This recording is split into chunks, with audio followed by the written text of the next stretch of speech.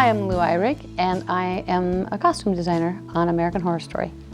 I am from Minnesota, Minneapolis, and that's the home of Prince. And I was a young girl living in Minneapolis, and I got lucky enough to work on one of Prince's movies, and then they were going on tour. So I went out on tour for a few years and met the costume designer, his costume designer, and she introduced me to other designers, and I toured for 6 years doing different bands, and then I decided that I didn't want to be on the road anymore, and I got back to Minneapolis, and a movie came to town, and I interviewed for it and said, I will do anything to work on your film. And then that designer was Ramsey, and she took me under her wing, and I worked for about 8 years as her assistant.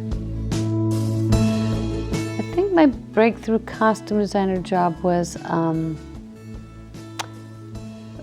Murphy's Nip Tuck. It was the first season, especially. There hadn't, at the time, and nothing had been on TV like it. So I think it was just the right place at the right time. The beauty about American Horror Story is every season starts all over with a brand new storyline, different location, different period, but it's the same actors, the same core actors. So Kathy Bates, I've had the pleasure of working with her on 3 seasons now. In each season she plays a different character, and with almost all the actors. So it's just an incredible opportunity and creative challenge. Getting to work with that kind of talent as well is also spectacular. And Ryan Murphy's very hands-on with the costumes, and so when we meet in the beginning of each season, he tells me his idea and the tone and the arc of the show, and then I go away and I make a bunch of boards and come back and show him the tone boards, and we talk about each character, and I meet with the production designer, and he shows me his sketches and his color palette for the stages and the sets. And then we work very closely together, and then we have a meeting with hair, makeup, wardrobe, and art department, so that we're all on the same page as well with the characters. And it's just really important to Ryan to have one big cohesive look where the hair, makeup, wardrobe complement the sets or work against the sets depending on the season and what he wants. And I think season 2 was my favorite for a while because it was in the asylum, and I loved that it was all in the asylum, and it was just this kind of a green wash over everything. But then we moved to Coven, and it was contemporary, and it shot in New Orleans, and it was very modern and style forward, and witches and voodoo. And then when we moved to season 4, Freak Show, and getting to shoot all period in these gorgeous sets and high top tents, and I think that's probably my favorite. And then we moved to season 5, and we had Gaga, and we had this hotel and vampires, and it was so completely different. So I just feel so lucky that I got to do this, that I got chosen for this project, because it's just every year such a creative challenge. It's so much fun. Ryan Murphy and I met in 1999, and I was the assistant designer on a TV show called Popular. And I think it was his first project, but it was just took place in high school, and it was just a funny, easy, it's never easy, show, and we just clicked. I just got his sensibilities, and then the designer had to leave to go to a movie, so I got to slide into her spot, and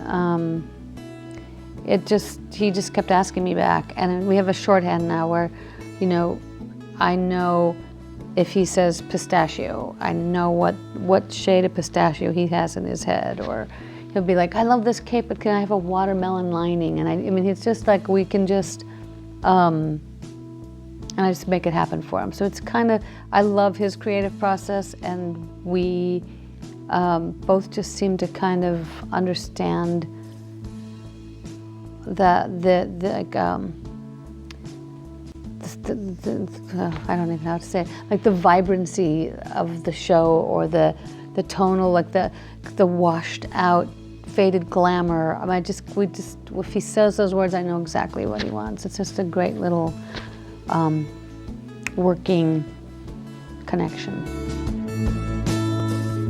During prep, reading the script and seeing, like I can see the character while you're reading it. You can see the character in a 3D in my head. You know, walking through the woods, like what would she be wearing, or where does she shop, or falling down a hill, like visualizing, oh, that outfit's getting torn and ripped and dirty. And so I love reading that script and having that character come to life in my head.